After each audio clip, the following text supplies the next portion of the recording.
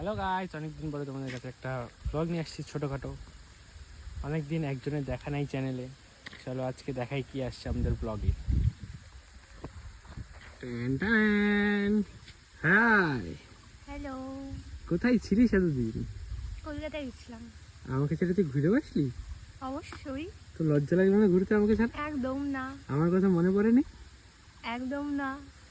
মনে পড়বে কেন? কলকাতায় ছিলিস না? ওইদিককার ওয়েদার কেমন? City of joy. জয় করে এসছিস? একদম ফুল মাস্তি। পুরা কোথায় কোথায় গেলি?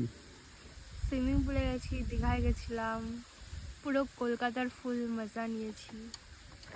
তাহলে গাইস দেখো, আমাকে ছেড়ে কোথায় কোথায় ঘুরে আসলো, আমাকে নিয়ে যায়নি।